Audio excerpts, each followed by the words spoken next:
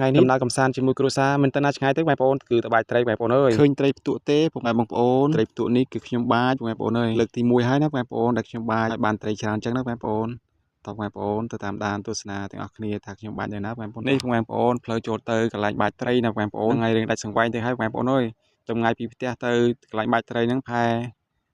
10គីឡូជាងបងប្អូនហ្នឹងហើយនេះបងប្អូនខ្ញុំបាចក្នុងលូបងប្អូនហើយហ្នឹងហើយក្នុងលូត្រីច្រើនណាស់បងប្អូន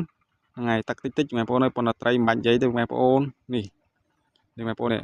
មើលត្រីក្នុងមងអីមងបងប្អូនខ្ញុំដាក់ត្រង់មងអញ្ចឹងទៅនេះហើយចាប់ដើមបាយកូនរកក្នុងលូបងប្អូនអើយហ្នឹងហើយត្រីក្នុងលូច្រើនមែនតើបងប្អូនអើយហ្នឹងហើយមានត្រីចង្វា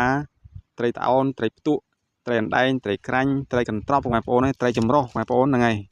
ត្រីទូចស្លមជូរហើយត្រីធំបំពងបងប្អូនអើយហ្នឹង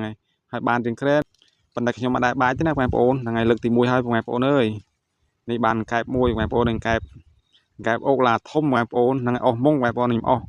ហ្នឹងហើយពេលបាច់អត់ងាយរីងក៏នាំគ្នាទៅអស់នៅក្នុងកន្លែងទឹកជ្រៅសិនណាបងប្អូនហ្នឹងហើយបានត្រីពីនេះឯងបងប្អូនមានខ្យងមានអីចឹងទៅបងប្អូនហ្នឹងហើយ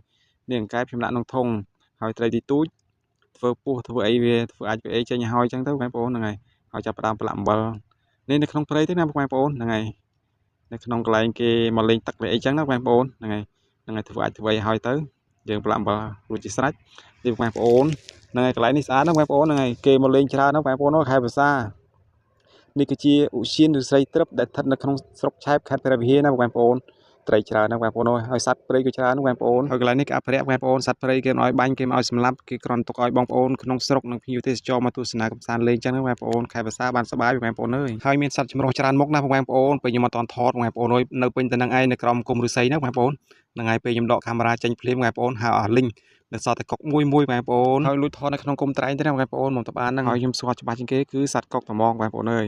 កុកស្គាល់ច្បាស់ប៉ុន្តែសត្វផ្សេងទៅស្គាល់ទេបងប្អូនហ្នឹងហើយនេះចាប់ផ្ដើមធ្វើពោះធ្វើអីហើយបងប្អូនហ្នឹងហើយច្បាច់អាចចេញនិយាយអស់ទៅបងប្អូននឹងយកអាចចេញហើយយើងប្រឡាក់អំបិលហើយមកដល់ផ្ទះបងប្អូនចាប់ផ្ដើមបំពងហើយណាបងប្អូនហ្នឹងហើយត្រីផ្ទក់បងប្អូនបំពងត្រីផ្ទក់ហើយត្រីទូចទុកសិនបងប្អូនឲ្យទុកស្អែកស្លម្ជូរផ្លែចេកអញ្ចឹងទៅបងប្អូនហ្នឹងហើយត្រីបំពងខ្ញុំបន្ទាប់ជាមួយស្ពៃជ្រក់ថ្ងៃនេះបងប្អូនស្ពៃជ្រក់ទិញបងប្អូនអ្នកភូមិហ្នឹងហើយគាត់លក់មួយថង់2000រៀលបងប្អូនអើយហ្នឹងគាត់ធ្វើខ្លួនឯងអញ្ចឹងណាបងប្អូនជាតិឆ្ងាញ់ទៅបងប្អូនមកបងប្អូនហូបបាយជុំខ្ញុំទាំងអស់គ្នាឆ្ងាញ់ណាស់បងប្អូនអើយត្រីស្រែហើយជ្រក់ស្ពៃក៏ស្រែហើយសម្លប្រហើរមុខទៀតណាបងប្អូនឆ្ងាញ់ណាស់បងប្អូនអើយមកហូបបាយជុំខ្ញុំទាំងអស់គ្នាតើថ្ងៃនេះបងប្អូនបានហូបអីដែរខ្ញុំបានប៉ុណ្ណេះឯងបងប្អូនអើយបើបងប្អូនមិនតន់ហូបបាយទេអាចមកហូបបាយជាមួយខ្ញុំបានណាបងប្អូនខ្ញុំបាទសូមអរគុណច្រើនបងប្អូនដែលចូលចិត្តនិងគាំទ្រវីដេអូរបស់ខ្ញុំរហូតសូមអរគុណច្រើនសូមជម្រាបលា